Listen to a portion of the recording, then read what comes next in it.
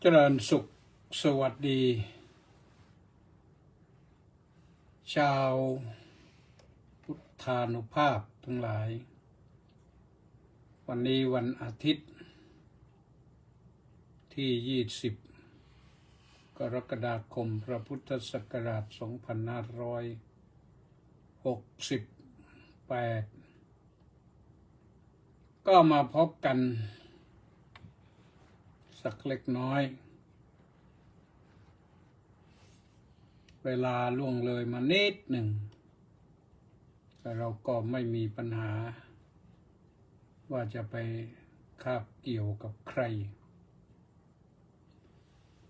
เพราะว่าไม่ได้ถ่ายทอดสดทางวิทยุมากันทางเฟซไลน์ล้วนๆ หรือทางสมาชิกทางวัดหทัยนเรศวัดศรีทวีวัดสามชุกวัดหนองกายจะถ่ายทอดไปก็ได้นะก็มานึกถึงว่า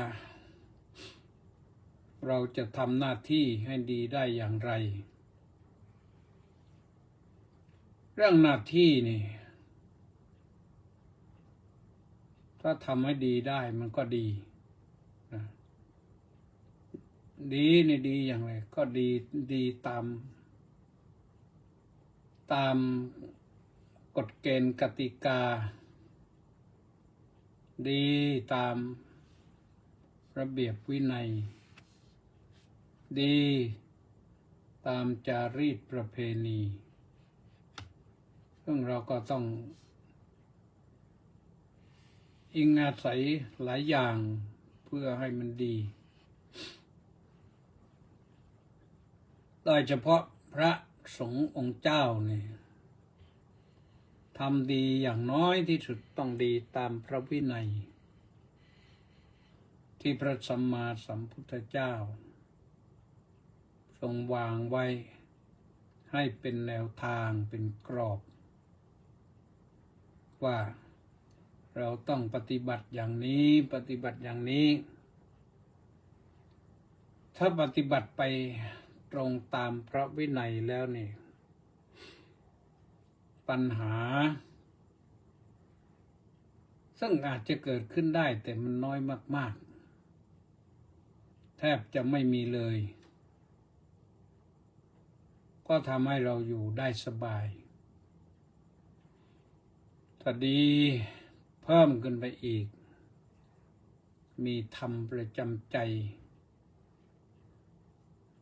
ก็จะดีเพิ่มขึ้น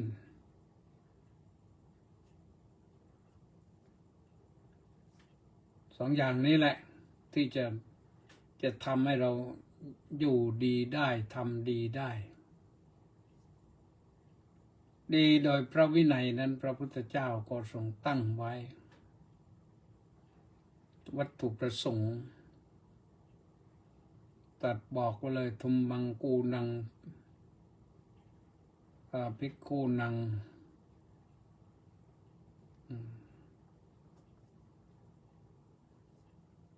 ปหานายะเพื่อกำจัดคนที่หน้าด้านกำจัดอลัชชี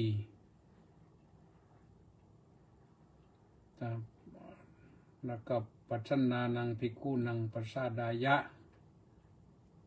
วิหารายะเพื่อความอยู่เป็นปาสุขของภิกษุก็เปสลานังของภิกษุผู้มีศีลเป็นที่รักนี่จะอยู่สบายทำไปเลยจะก่อสร้างก็ได้จะเดินทางก็ได้จะอะไรก็ได้แต่ทำให้ดีตามสองข้อนี้ถ้าจะให้เพิ่มขึ้นมาก็สัทธรรมัตถิติยาคืออนุเคราะห์พระวินัยด้วยอนุเคราะห์ธรรมด้วยตั้งใจว่าเราจะทำตัว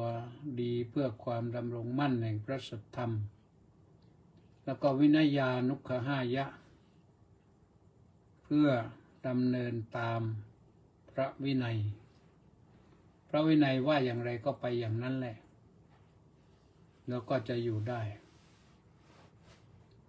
ถ้าเราจะตามที่ได้ยินข่าวในช่วงที่ผ่านมานี่ก็เรียกว่าข่าวที่พระสงฆ์กระเทือนถามมาเพราะอะไรเพราะไม่ปฏิบัติให้เป็นไปตามพระวินัยไม่ปฏิบัติไปตามพระธรรมวินัยโดยเฉพาะพระวินัยวินัยนั้นแปลว่านำไปให้วิเศษคือให้ดีกว่าเดิมเมื่อก่อนเราเป็นฆราวาสก็ไม่มีวินัยพอมาเป็นพระภิกษุสามเณรและต้องมีวินัยวินัยนั้นเป็นคำรวมแต่วินัยนั้นมีสิ่งที่ให้ปฏิบัติเป็นสิกขาบทย่อยไปแต่ละข้อแต่ละข้อก็เรียกว่าสิกขาบทสิกขาบทนั้นสิ่งที่พระพุทธเจ้าบัญญัติเป็นข้อไปว่าสิ่งนี้ทำไม่ได้สิ่งนี้ทำไม่ได้สิ่งนี้ทำไม่ได้ก็ไม่ควรทำส่วนธรรมะที่จะปฏิบัติก็ไม่ใช่เรื่องมากว่ากันนิดเดียวก็ได้หิริโอตตัปปะนี่หิริความละอายในสิ่งที่ชั่วก็คือการล่วงละเมิดพระวินัยนี่ก็ถือว่าชั่วใครคนทำก็ไม่ละอายขาดความละอายพอขาดความละอายก็ทีแรกก็ทำนิดๆหน่อยๆน้อยๆแต่นานเข้ามากขึ้นก็เลยชั่วได้หนักก็เรียกว่าไม่กลัวบาปทีนี้บาปนะให้เป็นทุกข์ให้เดือดร้อนให้สูญเสียลาภยศสรรเสริญสุขที่เคยมีอยู่ก็จะสูญเสียไปที่ยังไม่มีก็จะไม่ได้ก็เรียกว่าถูกลบสิ่งที่มีแล้วก็ถูกลบถูกเลือนหายไปซึ่งก็น่าเสียดายนะก็น่าเสียดายแต่ก็ไม่รู้จะทำอย่างไรนะสำหรับคนที่พลั้งไปแล้วพลาดไปแล้วเผลอไปแล้วขาดสติทำไปแล้วทำแล้วก็ฮึกเหิมบางทีฮึกเหิมจนกระทั่งว่าย่อยยับอับปางว่าน่าเสียดายมากๆนะ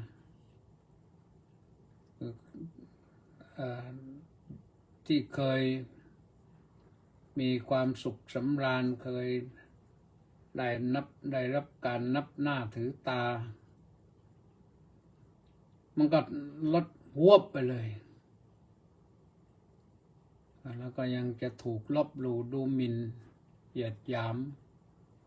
กล่าวร้ายใส่เข้าไปอีกอันนี้แหละน่าเสียดายเป็นอย่างยิ่งน่าเสียดายเป็นอย่างยิ่งแต่เป็นไปแล้วมันก็เป็นไปแล้วในทางพระสงฆ์นั้นพระพุทธเจ้าประนามนะแต่ไม่ซ้ำเติมประนามแต่ไม่ซ้ำเติมถ้าพลาดไปแล้ว อยู่ทนอยู่เป็นพระภิกษุสำหรับพระนะก็ประนามเพราะ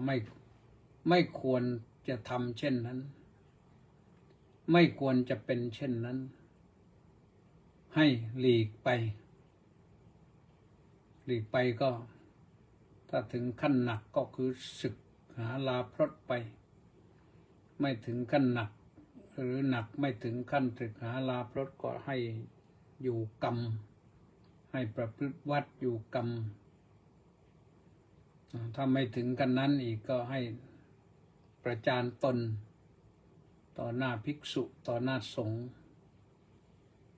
อย่างใดก็ได้ก็ต้องทำถ้าไม่ทำก็ถือว่ายากสอนยาก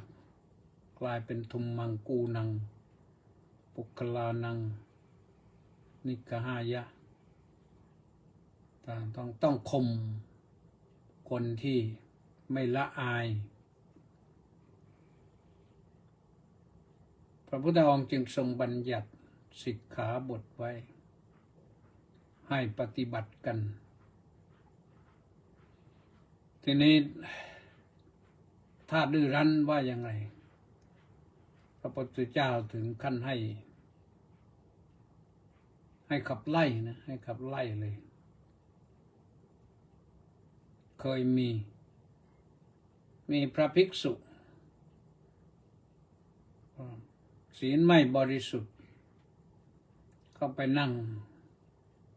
ประชุมนุมสงฆ์เพื่อฟังพระปาติโมกข์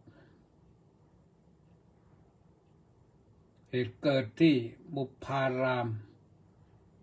วัดที่นางวิสาขาถวายไว้อยู่ที่สาวัตถีก็ปรากฏว่าภิกษุนั้นอยู่พระพุทธเจ้าไม่ลงปาติโมกข์มีพระไป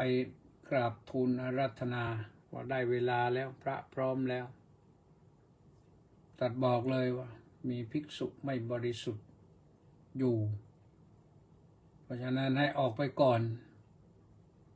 ถ้าไม่งั้นพระองค์ก็ไม่ลงภิกษุนั้นก็ยังนั่งดื้ออยู่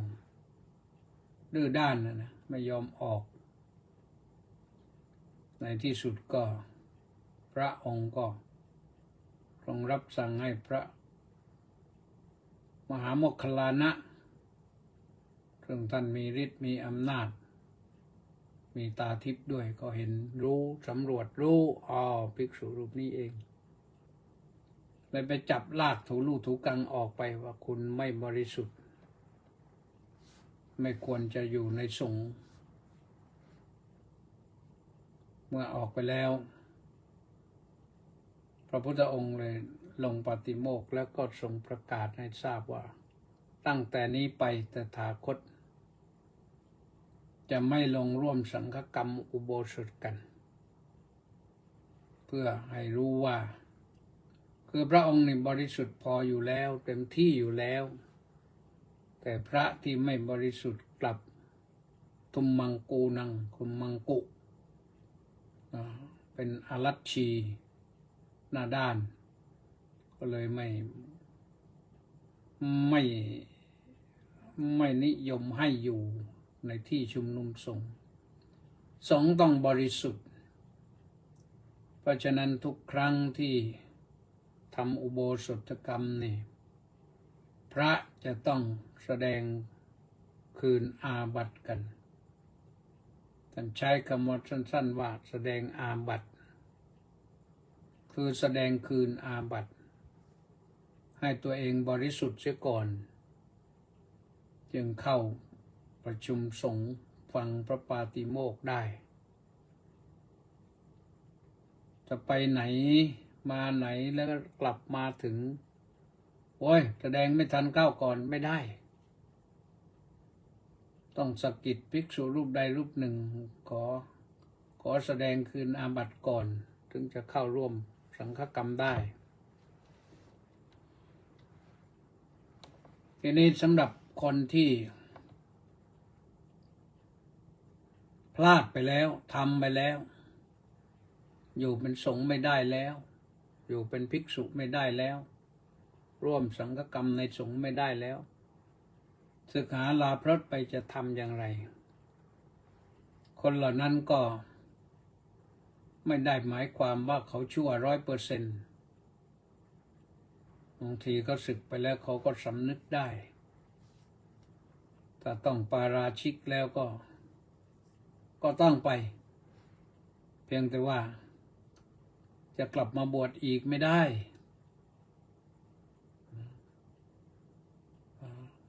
ศึกหาลาพรตไปแล้วจะกลับมาบวชอีกไม่ได้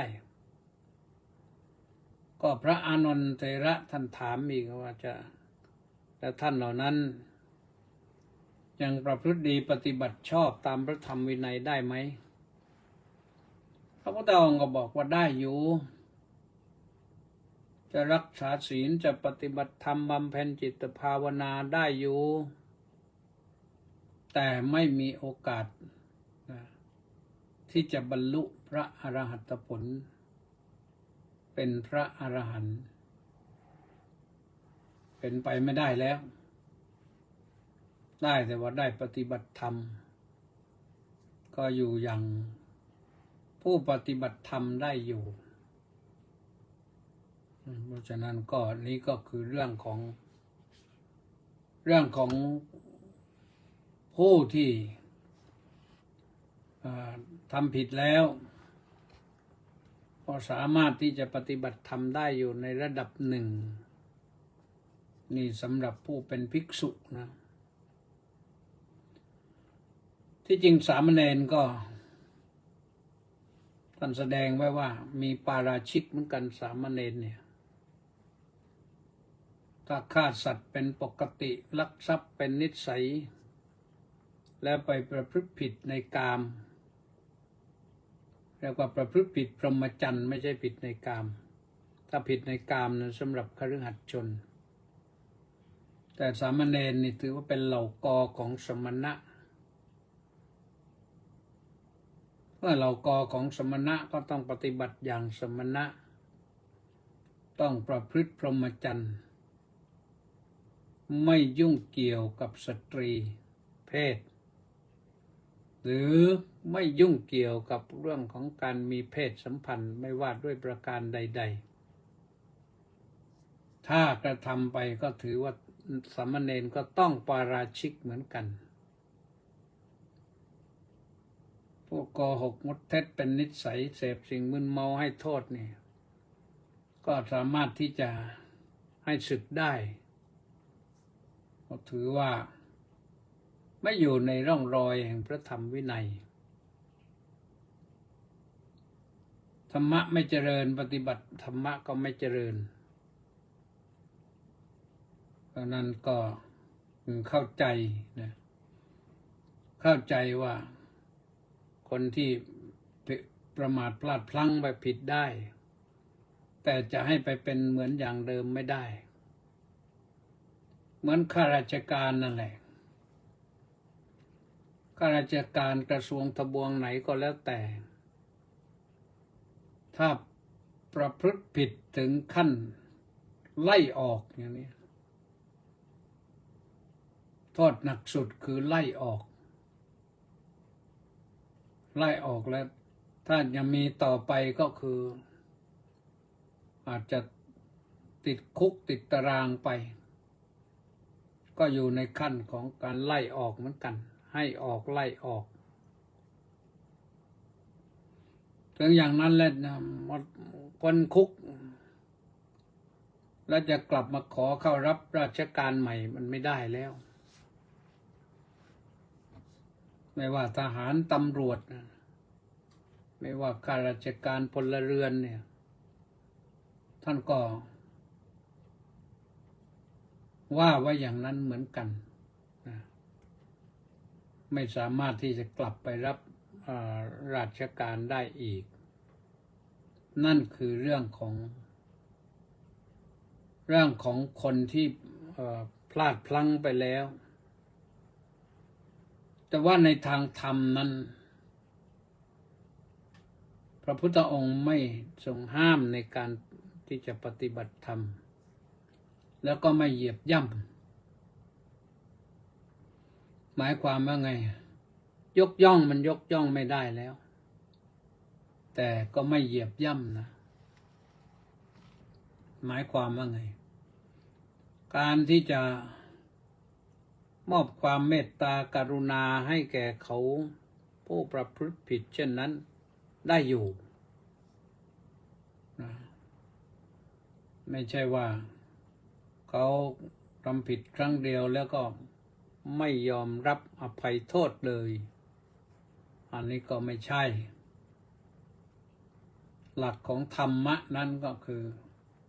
เมตตากรุณาต้องไม่ขาดหายไปเพราะว่าไปอยู่อื่นทำมาหากินอย่างอื่นอย่างเป็นข้าราชการเนี่ยถูกไล่ออกจากราชการแล้วก็จะไปทำธุรกิจอื่นที่เป็นถูกต้องชอบธรรมเนี่ยก็ยังดำรงชีวิตได้อยู่ทำได้อยู่ไม่มีความขัดข้องอะไรสามารถที่จะดำเนินไปได้เป็นทหารตำรวจก็เหมือนกันถูกปลดถูกถอดถูกให้ออกถูกไล่ออกนี่ไม่สามารถเข้าไปดำรงตำแหน่งในที่เดิมได้แต่จะไปทำมาหากินประกอบอาชีพสัมมาอาชีพสุจริตใดๆก็ได้แต่อย่าไปทำผิดซ้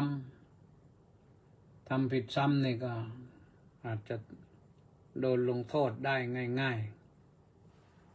ๆโทษหนักด้วยนะ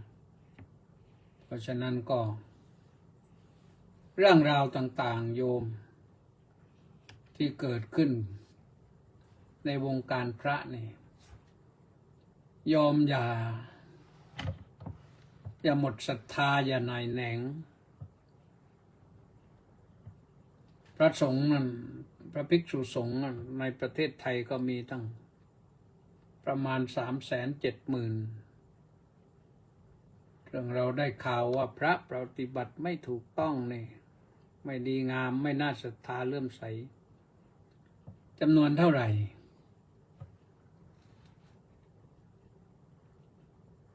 น้อยนิดนะน้อยนิดแม้จะดูเป็นพระผู้หลักผู้ใหญ่ไปอะไรก็ตามแหละตามแต่แหละ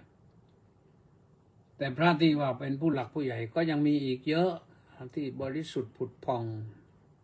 ท่านปฏิบัติดีปฏิบัติชอบอยู่ช่วยดูแลรักษาพระศาสนาช่วยเทศนาว่าการให้คติธรรมนำความเจริญมาสู่สังคมได้อยู่ที่พูดนี้ก็รู้สึกว่าเป็นห่วงกังวลลงไปนครศรีธรรมราชเมื่อวานก็ได้ข่าวว่าเด็กๆถึงขนาดว่าไม่ยกมือไหว้พระก็มีนะก็เด็กกันนะก็เสพข่าวมากไปแต่ข่าว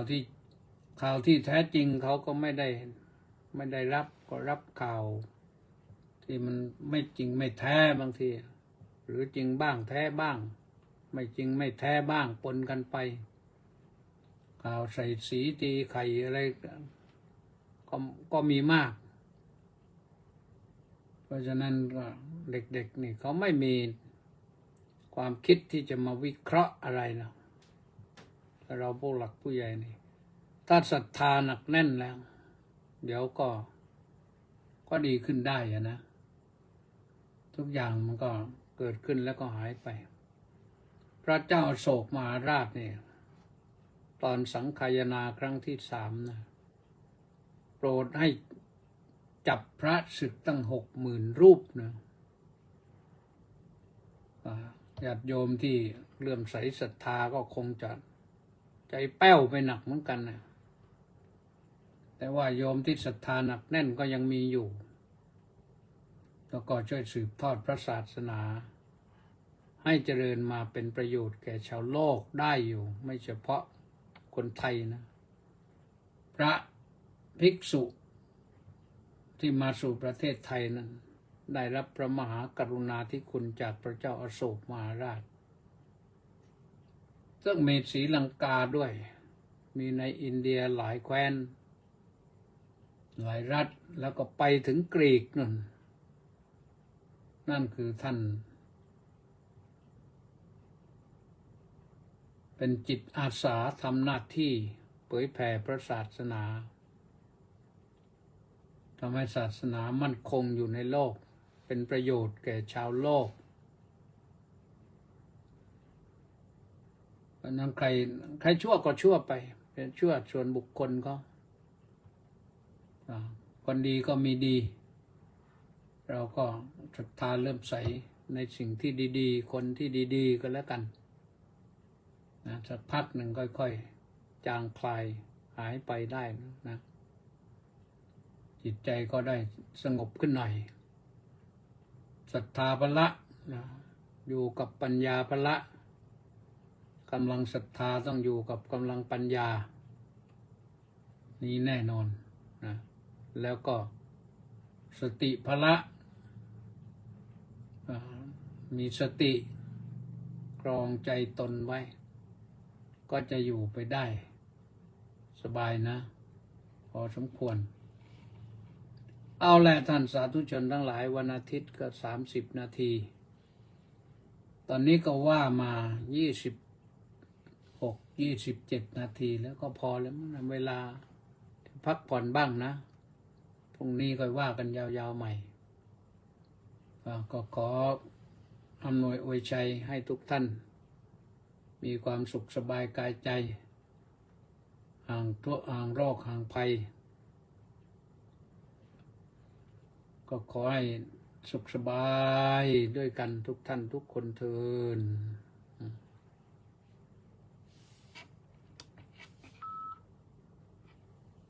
อ่านรายชื่อมีใครบ้าง